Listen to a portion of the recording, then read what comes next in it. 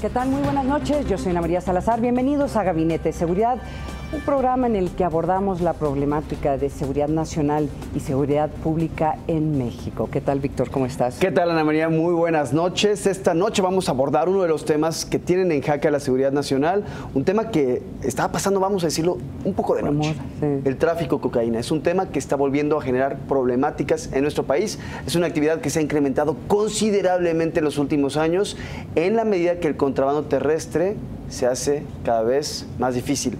¿Y qué está pasando con toda esta droga que se trafica? Lo estaremos platicando más adelante. Incluso vamos a platicar con un colega en Colombia sobre lo que está ocurriendo en este país, que es el origen de buena parte de la cocaína que llega a territorio mexicano. Por lo pronto, comenzamos con la información más relevante de la semana. Y en materia de robo de autos, entre abril del año pasado y marzo de este 2018, de las cifras, se registraron un poco más de 91,000 vehículos robados, de los que solo el 36% fueron recuperados. Esto según la Asociación Mexicana de Instituciones de Seguros, la AMIS, cifra que representa todo un nuevo récord a nivel nacional. Ana María, ya lo vemos, otra cifra más en donde entrega más los resultados este gobierno en materia de seguridad pública. Y vean ahí, porque ahí también lo tenemos desglosado por estados. El Estado de México lidera la lista de las entidades con más robos y el municipio de Ecatepec, en ese mismo estado, es el que ocupa a nivel nacional el primer sitio. Es el epicentro del robo de vehículos en México. En su pantalla puede ver cómo está la distribución de robos de autos en otros municipios del país. Ya lo veíamos como estados, pero también delegaciones y municipios interesantes: Guadalajara, Tlalnepantla, Culiacán, Naucalpan, Puebla, Zapopan. Pero llama la atención que particularmente vemos municipios mexiquenses, Ana María. Sabes que hay que también comentar, los que hacemos análisis de seguridad nacional, cada vez que sufre en una entidad el robo de autos, nos dice que va a subir aún más la violencia. Sí. ¿Por qué? Porque para poder robarte autos, como tú sabes muy bien, lo sabe el auditorio, tienes que tener toda una infraestructura que probablemente involucra funcionarios locales. Y tienes que tener una infraestructura internacional donde tú puedas mover esos autos. O sea, no es cualquier cosita irte a robar un auto. Y la otra parte de esta cifra, que tal vez no lo hemos subrayado suficientemente, es que eso es robo con violencia. O sea, que están matando gente para quitarles los autos. Y hay que decir algo ahí muy interesante, nada más recapitulando, porque si bien en algunos casos, cuando es sin violencia, parecería que es un delito que puede no tener víctimas porque finalmente se llevan el coche y nada más queda una persona ahí, lo cierto es que tiene un trasfondo muy grave, como tú mencionas, porque implica también toda una organización criminal que también después se va hacia otras actividades que también son más violentas y más agresivas contra el ciudadano. Aguas con Ecatepec, aguas con el Estado de México en todo lo que resta de este año. Vámonos a otra información. México necesita urgentemente un mecanismo internacional con autoridad para investigar y perseguir crímenes atroces y actos de corrupción relacionados con ellos. Esto lo señaló un informe divulgado por la organización no gubernamental Open Society Foundation, que es presidida por el magnate estadounidense George Soros. En su reporte Corrupción que Mata, señala que en el 2017 México vivió su año más violento en 2 décadas, con 25,339 asesinatos. Más de la mitad de todas las personas desaparecidas han sido reportadas en los últimos 6 años. Esto es muy importante recalcarlo, en coincidencia con el mandato del presidente Enrique Peña Nieto, indica este reporte. Asimismo, la tortura sigue siendo una práctica generalizada a nivel estatal y federal, y en esta propuesta, ¿sabes qué tiene, Víctor? Están buscando crear, o están recomendando crear un mecanismo internacional como lo que se vivió en Guatemala, en donde tendrías tú fiscales nacionales y fiscales internacionales investigando estos funcionarios que podrían estar involucrados en estos delitos atroces. La famosa Comisión contra la Impunidad y la Corrupción ahí en Guatemala, que hasta tumbó presidentes. Pero aquí hay un detalle: el Estado mexicano es mucho más fuerte que el Estado guatemalteco y difícilmente va a aceptar un tutelaje internacional. No, bueno, yo entrevisté a los autores de este reportaje y le pregunté, a ver, de veras, el tema de soberanía, pero lo que dice él es muy interesante. El problema es que la corrupción es tal en México que está ya reflejándose como un problema de seguridad nacional, seguridad pública, porque no se puede explicar tantos desaparecidos y tantas muertes sin corrupción. Entonces, no, tienes toda la razón. O sea, dije, a ver, en México lo veo muy difícil, ni siquiera han podido implementar esta famosa, este mandato de crear el fiscal anticorrupción. Bueno, aunque hay algún candidato, Anaya, que se está proponiendo llevar esa comisión. Vamos a más información, porque en México el número de sentenciados por delitos del fuero federal que se encuentran en libertad, esto por el nuevo sistema de justicia penal o medidas alternativas a la prisión, duplica a quienes todavía ocupan un lugar en el sistema penitenciario federal, el cual se encuentra, es histórico, a 53% de su capacidad, es decir, se han despresurizado las cárceles. Estas cifras se desprenden de la Secretaría de Gobernación. Actualmente hay 40.300 sentenciados, mientras que se reportan poco más de 19.000 espacios ocupados por personas privadas de la libertad en los centros penitenciarios federales. Son cifras históricas, Víctor, y los que critican el nuevo sistema de justicia penal aquí en México dicen que esta es una de las razones por las cuales ha subido tanto la violencia, porque no los tienen detenidos. Claro, son gente que hayan sido sentenciados, pero en muchos casos acaban siendo personajes muy peligrosos. Entonces, pero también habrá quien diga que es mejor tener a una persona fuera de la cárcel, a una persona de poca monta, claro, a que se convierta en un delincuente profesional. Completamente de acuerdo. O sea, en términos de respetar a los derechos humanos, yo creo que es un gran avance, pero todo esto sucede en un momento en donde México está viviendo pues una ola de violencia histórica. Entonces, ese es el vínculo que están haciendo. Vámonos a materia de seguridad digital. Esta semana El Financiero reportó que una empresa de alto nivel que sufre de algún ataque cibernético le cuesta entre 1.5 a 2 millones de dólares, y a una empresa de menor tamaño podría costarle entre 300 y 400 mil dólares, unos 7 millones de pesos, debido a que deben asumir el costo de no poder llevar a cabo ventas, transacciones, demandas de incumplimiento, entre otras actividades. También uno de los principales problemas en México es que las empresas no aceptan que fueron hackeadas por cuidar su imagen y reputación. El costo financiero del cibercrimen para las empresas mexicanas subió 27.4% este año, en el 2017, y las empresas más expuestas a los ciberataques actualmente son las, y escucha esto, Víctor, son las del sector financiero, las de servicios de energía y finalmente las del sector aeroespacial. Y esto explica en parte lo que pasó esta semana, este reportaje de estos bancos, en donde el Banco de México salió a decirle a los bancos: ustedes están teniendo un problema, por eso resuelvan el problema. Si usted no lo sabe, en la semana tuvimos uno de los ataques más graves en la historia de la banca mexicana. ¿Qué pasó? Se afectaron los sistemas de SPEI porque alguien trató de meterse a los sistemas y afectaron a varios bancos. De hecho, a la fecha, una semana después, sigue estando afectando el sistema. Si usted no ha podido recibir su quincena, no ha podido pagar, es por eso.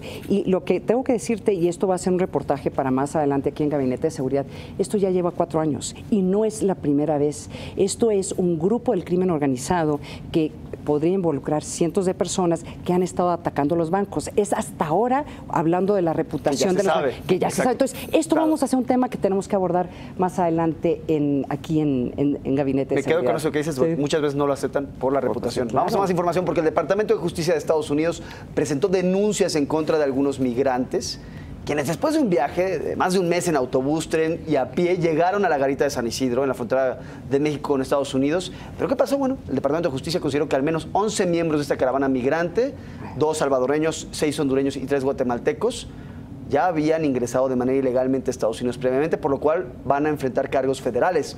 La mayoría de los migrantes que todavía se encuentran en la caravana, que cabe mencionar se realiza cada año, está esperando ingresar a territorio estadounidense a través del puerto de entrada legal con la intención de presentar una solicitud oficial de asilo, pero los que ya tenían antecedentes no van a se van a ir a la cárcel. Sí, o van a ir a la cárcel. Sí. Aquí esto sucede cada año, o sea, esto no es nuevo. Donald Trump usó esta caravana para poder subrayar la necesidad de su famoso, de los fondos que necesita para su famoso muro. Siempre en estas épocas sube el número de migrantes centroamericanos que tratan de ingresar o llevar a sus hijos a Estados Unidos, o que traviesan el país para entrar a Estados Unidos. Y uno de los grandes temas que ha sido en años pasados para México es que en estas fechas esta caravana se había usado para traer niños que los papás los están esperando en Estados Unidos. Entonces hay una tragedia humanitaria en la frontera. Déjame plantearte algo. Estos 11 que fueron detenidos, tough luck, mala suerte, porque esos se van a ir a la cárcel y les van a echar todo el libro encima para hacerlos un ejemplo. Mala suerte para ellos. Y ya que estamos hablando de la frontera, la Guardia Nacional de Estados Unidos reforzó el trabajo de la patrulla fronteriza con la presencia de 180 elementos en Laredo, Texas. Los miembros de la Guardia apoyarán, en acciones de vigilancia y logística, porque no tienen facultades para estar armados o detener a personas. Ahí van a estar un poco como como mirones. La autoridad fronteriza de la zona señaló que no van a estar en patrullas ni en los tanques, sino exclusivamente en labores de apoyo, en labores de inteligencia. La vigilancia se va a realizar a través de cámaras, de helicópteros y sensores operados por elementos de la Guardia Nacional. Entonces, todos estos soldados van a estar en una oficina, probablemente a un lado de la frontera, viendo cámaras, básicamente. Eso es lo que van a hacer. Pero van a servir de algo. Les llaman un multiplicador de fuerza. Ay, bien, sí. con esto nos vamos a una pausa, pero vamos a regresar y le vamos a platicar sobre este tema que queremos abordar en el programa, el tráfico de cocaína. ¿En qué estado se encuentra este negocio aquí en México en la actualidad? Es un problemón que había pasado de noche. Vamos a platicar, como le decíamos, con un periodista colombiano especializado en el tema, porque también allá en Sudamérica traen un problema enorme con esta droga. Ya volvemos. La evaluación del cierre de la jornada de negocios con el equipo editorial del Financiero. Susana Sáenz, Jonathan Ruiz y Abraham González. Análisis, entrevistas, reportajes. Mesa central, lunes a viernes, 6 de la tarde. Porque reconoces lo importante, el Financiero Bloomberg.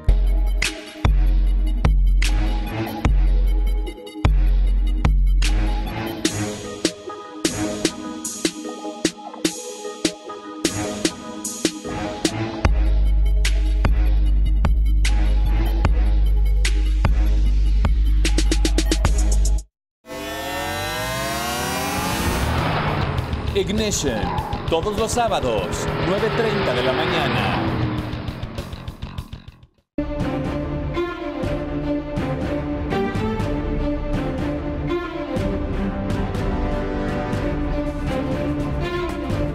Gracias por continuar con nosotros en Gabinete de Seguridad. Ana María, lo platicábamos hace un instante, que vamos a abordar el tema del tráfico de cocaína en México. Es un negocio ilegal, por supuesto, y que está moviendo al año 85,000 millones de dólares, de acuerdo a la Oficina de Naciones Unidas contra la Droga y el Delito, y nos referimos exclusivamente al negocio de coca.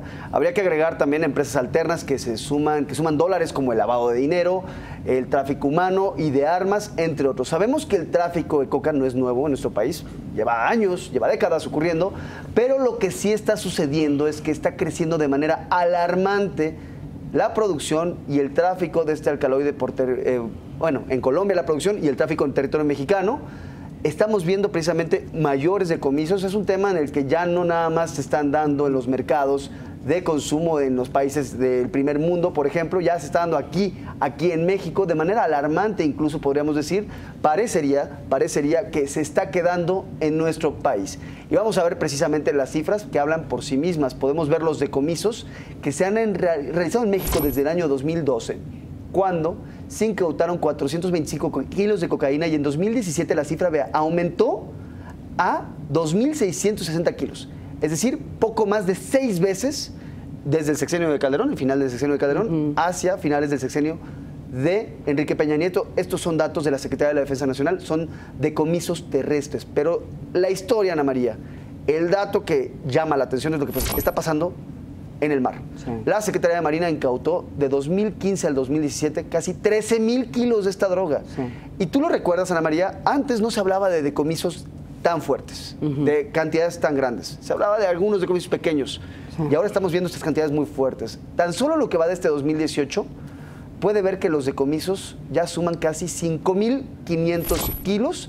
Ahí tenemos algunas cifras que nos dio la Secretaría de Marina. Si hablamos de los municipios del país en los que se están generando precisamente estos decomisos, vamos a ver, están Puerto Aventura, en Quintana Roo, en Veracruz también, en Acapulco, en Lázaro Cárdenas, en Michoacán, y Puerto Chiapas. Ahí puede ver cómo se han hecho estos decomisos, y son básicamente de enero a la fecha. La Marina ha interceptado numerosas embarcaciones en las que se llevan precisamente estos embarques de cocaína. De hecho, vamos a ver un video que nos dio la Marina, Ana María, y que nos habla un poco de este fenómeno. Vamos a explicarlo bien. Lo que se está generando en este momento es un tráfico en distintas vías de cocaína, pero particularmente marítimo. Y la Secretaría de Marina nos dio un video de algo que ocurrió el 15 de febrero pasado en las costas de Acapulco, en Guerrero. Hubo 7 detenidos, de ellos 3 extranjeros. Es una embarcación en la que había numerosos bultos de cocaína. Ahí los podemos ver cómo los están bajando de esta embarcación. Bultos de cocaína. El personal naval, con apoyo de una unidad de superficie y un helicóptero Panther, interceptó esto. No sé si tenemos el video precisamente del momento en el que el helicóptero intercepta esta embarcación, ahorita se lo mostraremos. Es muy interesante porque finalmente lo que está pasando es la Marina ha logrado detectar que en distintos puntos, particularmente en Guerrero, algo está pasando ahí. Básicamente van estas lanchas, las detectan con estos equipos de vigilancia que tienen, particularmente helicópteros, y ahí es donde los interceptan, Ana María. Yo te puedo comentar 3 cosas en base de lo que estamos viendo. Por una parte, tienes estas imágenes que vemos. Probablemente la razón que lo interceptaron, Víctor, no es que lo encontraron en el mar y los detuvieron. Tuvo que ver inteligencia, probablemente desde Colombia, de que estaba saliendo este embarque. ¿Quién dio esa inteligencia? Y esa puede ser el gobierno colombiano, puede ser probablemente Estados Unidos, que trabaja muy de cerca con el gobierno colombiano. Y eso creo que es muy importante porque nos está diciendo una cosa: la cooperación que hay entre Estados Unidos y México, en muchos ámbitos tal vez no estaría funcionando tan bien, pero yo siempre he pensado que aún en estos momentos tensos de la relación bilateral, en temas operacionales, en temas de proporcionar información para que se lleve a cabo este tipo de incautamientos, creo que sí está funcionando la relación, se está compartiendo la información. Entonces, esto es muy importante porque esto quiere decir, lo que vimos ahorita no es porque sucedió de casualidad, no, quiere decir que hubo una gran coordinación entre autoridades de Estados Unidos, autoridades mexicanas y probablemente autoridades colombianas. Muy interesante ahí, y para que la droga llegue a su destino no solo requiere de productores, traficantes y consumidores, sino también de medios de transporte. Ahora ya tenemos unos más sofisticados como drones, pero los narcos siguen utilizando métodos tradicionales como aviones o avionetas que necesitan de pistas para aterrizar. Y esto es algo interesante porque también hicimos una investigación aquí en Gabinete de Seguridad sobre el fenómeno de las narcopistas y cómo están trasladando drogas a distintas partes del país de manera aérea. Estos son datos que nos dio la Secretaría de la Defensa Nacional y que le pueden detallar un poquito el nivel del reto al que se enfrenta el país en este momento. Este es el número de narcopistas, pistas utilizadas por aviones clandestinos, rasantes, en las que se lleva droga. En 2014 se encontraron hasta 70 en Ensenada, Baja California, y según datos de la Sedena. Para el 2017, ahí tiene los municipios en donde se encontraron más narcopistas. Regreso al caso de Ensenada, ese es gravísimo. Ahí está pasando algo, ahí tuvimos 29. Tenemos en Caborca, que fueron encontradas 12, en Guadalupe y Calvo, en Chihuahua, 11, en Mocorito, en Sinaloa, 10. Son pistas que después de ser halladas por el ejército tienen que dinamitarlas para que no las van a utilizar los narcotraficantes, pero la realidad es que es muy fácil hacer una pista. La verdad. Es una brecha. Para este tipo de avión, mira, no es... Era un Cessna, es muy fácil. Pero aquí lo interesante es, de veras, siento como que estamos de nuevo regresando a 1998. Esto estaba sucediendo en 1998 a la altura de todos los programas antidrogas que había entre México y Estados Unidos para detener el flujo de cocaína, que después este interés de Estados Unidos fue cambiando. ¿Por qué? ¿Por qué cambia? Porque los estadounidenses dejaron de consumir tanta cocaína y ahora se dedicaron a consumir pues drogas que son opiáceos y heroína. Entonces, esto es interesante, pero hay que decirles a los narquillos, oye, pues hay otra tecnología mucho más sofisticada que son los drones, como lo mencionaste. Pero pensábamos que la cocaína se había ido, claro, y ahí está de regreso. Y ahorita te voy a comentar por qué creo que ha regresado. Ahora, el tráfico de cocaína, mira, es un negocio muy lucrativo. Y en Colombia, como ustedes saben, lidera la producción mundial. Pero no están solos. Los países aledaños como Perú, Ecuador, Bolivia también colaboran en la producción de este alcaloide. Tan solo en Colombia el área de cultivo creció 39% en el 2014, 42% en el 2015, alcanzando 1.589 kilómetros cuadrados. Esto es de acuerdo al informe anual de Estrategia de Control Internacional de Narcóticos del Departamento de Estado. Esto traducido en producción potencial de cocaína pura en el 2015 corresponde a 495 toneladas, 185 toneladas más que en el 2014. El cultivo de la planta de coca, el producto base de la droga, ha alcanzado niveles récord durante 2 años seguidos. Ve esa cifra en el Cauca. Norte Santander, todos 116%. esos son áreas que yo tuve la oportunidad de viajar en su momento. En Antioquia bajó, que eso a mí me parece muy interesante, que es donde está Medellín. Nariño pues es fronterizo con Ecuador, pero Putumayo es la frontera con Ecuador, que también te está diciendo algo de cómo ha incrementado. Pero lo que está pasando en Cauca y en el norte de Santander y Putumayo es dramático, y obviamente esa cocaína tiene que terminar en alguna parte. ¿Y dónde está terminando? Aquí. Creemos que es un fenómeno, y vamos a ver si la persona el siguiente entrevistado nos puede ayudar a entender un poco este fenómeno. Nos acompaña desde Colombia, un país clave en esta cadena de tráfico de coca. Nos acompaña Federico Benítez, periodista del programa Los Informantes de Caracol Televisión, quien tiene una amplia experiencia cubriendo estos temas. Bienvenido al programa. Hola, muy buenas tardes desde Bogotá, aquí un poco de frío, pero bueno, gracias por invitarme. Federico, muy buenas tardes. Cuéntanos, ¿qué es lo que está pasando? Estamos viendo estas cifras precisamente allá en Colombia que nos apuntan a que hay un incremento sustancial en la producción de cocaína. Lo estamos viendo acá de este lado, del lado norte. Aquí también se están incrementando los decomisos, quiere decir que está llegando más producto. ¿Por qué volvió este tema allá en Colombia cuando había habido programas de erradicación y de reconversión de cultivos tan exitosos en los últimos años? Bueno, yo creo que la lucha contra las drogas son políticas fallidas, porque no se gana nada erradicando cuando a la gente más pobre del país no se le suplen las necesidades. Yo he estado en lugares donde se cultiva coca y procesan pasta a base de coca, donde sencillamente la gente no tiene nada más de qué vivir.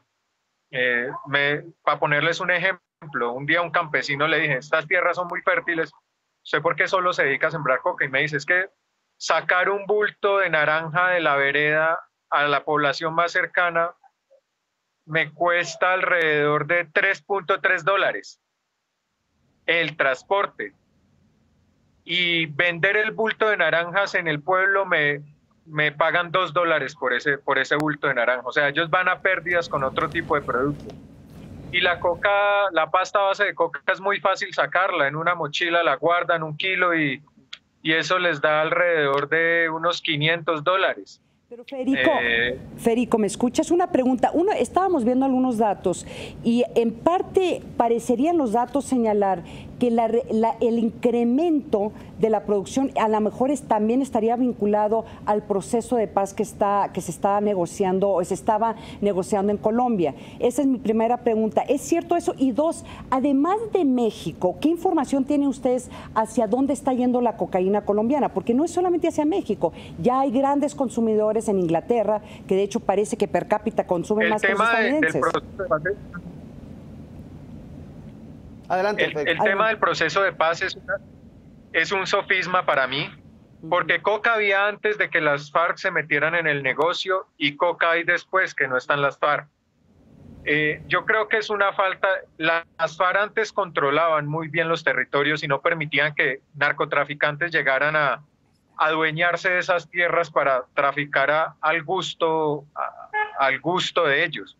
Las FARC ejercían un control y cobraban un impuesto y manejaban unas zonas donde se cultivaba. Ahora las FARC no están y la implementación del acuerdo no ha sido la más juiciosa. Entonces, pues mucha gente que estaba dentro de las FARC o que vivía en esos territorios, pues han aprovechado esto pues para seguir traficando. Hay una denuncia pues es un secreto a voces acá, y es la presencia del cartel de Sinaloa en Colombia, donde hay una amplia llegada de mexicanos a zonas rurales del país donde el cultivo de coca siempre ha estado. Y yo creo que este tema del narcotráfico son empresas que van mutando de acuerdo a la situación política de cada país. Ahora, siento yo que es que México y Colombia ahora son los países señalados. Primero fue Colombia con el tema de Pablo Escobar y todo, ahora se señala a México con el tema del Chapo, pero esto no es cuestión de 1 o 2 personas que lideran la venta de droga a Estados Unidos. Esto toca a mucha gente, toca la economía de los países. Ni Colombia ni Estados Unidos simplemente ponen globos en sus países y la droga llega a Estados Unidos.